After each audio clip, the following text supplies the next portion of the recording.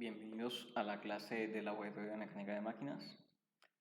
En este video vamos a hacer una explicación de cómo deben abordar la práctica de análisis de posiciones utilizando el método de Newton-Raphson.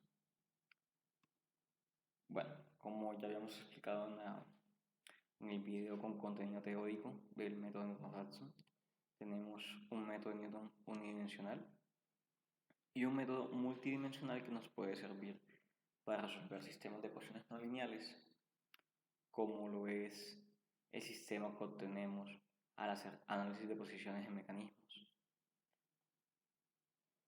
Ese método multidimensional implica que la solución se puede obtener al constituir dos vectores, un vector de los cambios en las variables independientes, un vector con las ecuaciones del sistema y una matriz A, que es la del jacobiano del sistema.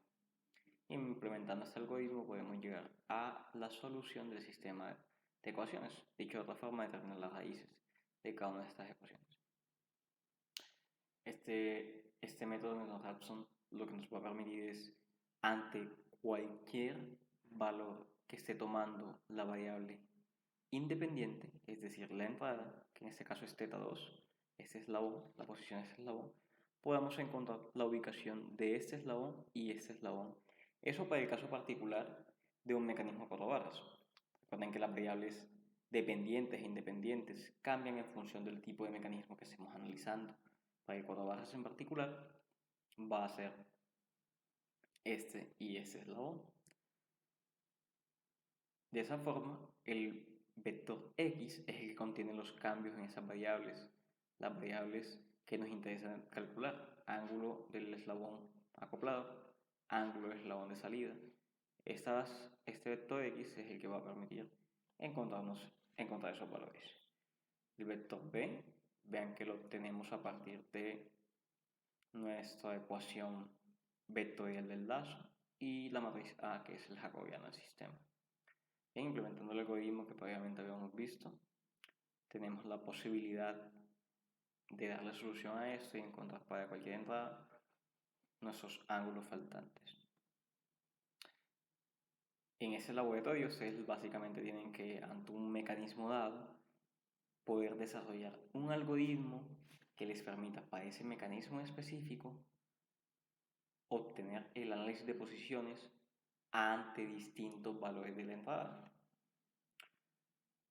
A ustedes les está entregando como insumo una plantilla que les va a guiar en el proceso de construcción de ese algoritmo. Entonces vemos que esa plantilla inicialmente nos dice que definamos el valor de las dimensiones del sistema. Obviamente, antes de esto les recomiendo que usen CLC y ClearR para que puedan eliminar todo el workspace y toda variable asociada a operaciones previas.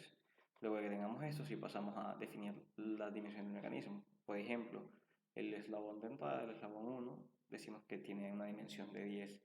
Estas dimensiones van a estar dadas por el documento que le suministramos como parte del laboratorio, y van a estar todas las dimensiones del mecanismo que ustedes deben analizar. Ustedes van a definir una tolerancia a utilizar. Vean que este es un número. Recuerden que entre más pequeño sea, más acertado va a ser el análisis, pero de igual forma va a tomar más tiempo. Ustedes definen qué tolerancia usar. Este es solo un ejemplo, pueden hacerlo más pequeño. No les recomendaría hacerlo más grande porque va a ser ya un poco lejano el análisis de lo que estamos buscando.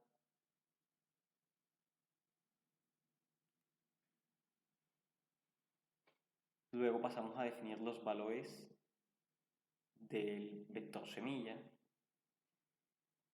Y recuerden que este vector va a tener tantos elementos como variables independientes se tengan. Recuerden que como el mecanismo 4 barras solamente le interesa analizar como variables independientes el ángulo del acoplador y el ángulo de salida, solo vamos a tener dos ángulos en ese vector. Pero si tuvieses un mecanismo con mayor cantidad de incógnitas, pues tendrías que hacer un vector semilla de mayor tamaño.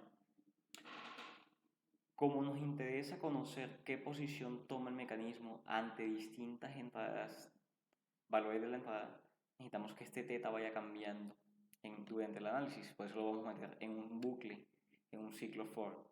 Vean que este ciclo tiene un θ que va desde el ángulo 0 cuando tenemos el acoplador en horizontal hasta cuando da una vuelta completa, 2π. Recuerden, los ángulos deben estar siempre radiales. Lo que debemos hacer luego es calcular la matriz B, o sea, ante los valores de la semilla que tenemos que calcular cuánto va la matriz B. Básicamente es en la ecuación o las ecuaciones de nuestro sistema evaluar esa semilla. Lo mismo lo hacemos para el jacobiano. Y vamos a usar un ciclo while, que es el que nos va a permitir implementar Newton-Raphson. O sea, Newton-Raphson lo aplicamos aquí cuando aparece ese ciclo while, ¿ok? Y aquí es la ecuación de Newton-Raphson. Recuerden que básicamente lo que nos va a permitir es que recalculemos el valor semilla. ¿Bien? Entonces la semilla va a ir cambiando en función de que nos vayamos moviendo. La entrada se va moviendo, vean que la entrada va cambiando de posición, y en la medida que la entrada va cambiando de posición, la semilla cambia. Ese valor semilla lo que va a contener son las posiciones en las cuales se van a encontrar los otros eslabones en función de la posición que tome la entrada. Eso es lo que estamos haciendo.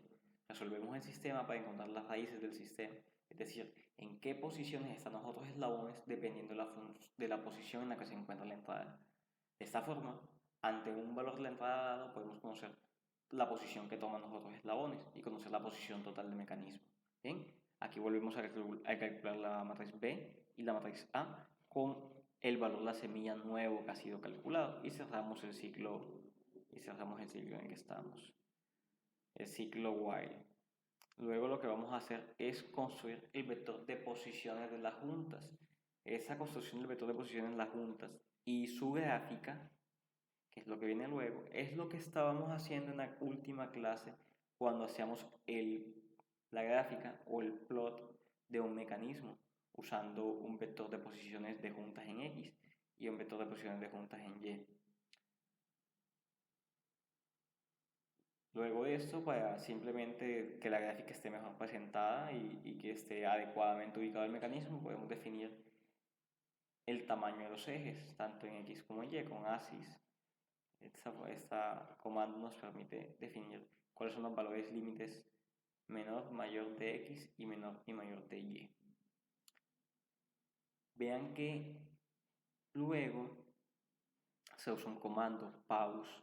Recuerden que todo eso que estamos haciendo está metido dentro de un bucle que va cambiando instante a instante en la medida de que la entrada se va moviendo, la entrada buscando completar una vuelta completa. El pause lo que hace es congelar la imagen una pequeña cantidad de tiempo, especificada aquí, 0.1 segundos, congelarla de forma que la gráfica se congele un instante de tiempo y se vayan sobreponiendo las imágenes. Eso lo que va a llevar es que ustedes obtengan una especie de GIF, un GIF en MATLAB, una gráfica de movimiento de MATLAB, que la gráfica lo que debemos es el movimiento del mecanismo. O sea, a fin de cuentas ustedes van a obtener algo como esto. Bien, solo que en MATLAB, líneas en MATLAB moviéndose de la forma en la que el mecanismo debe moverse. Ese movimiento en MATLAB, tengan en cuenta que debe estar dado por la forma en la que estamos usando el bucle. Si el bucle que yo les estoy diciendo dice que la entrada da una vuelta completa, pues tiene que ser un mecanismo como este, en el cual tengamos la capacidad de tener una entrada que dé una vuelta completa. ¿Listo? Entonces, esa es la práctica. Básicamente que ustedes tomen la plantilla, coloquen sus líneas de códigos en los espacios indicados para la plantilla y tenga esa plantilla la capacidad de mostrar como resultado un plot que muestra el movimiento del mecanismo.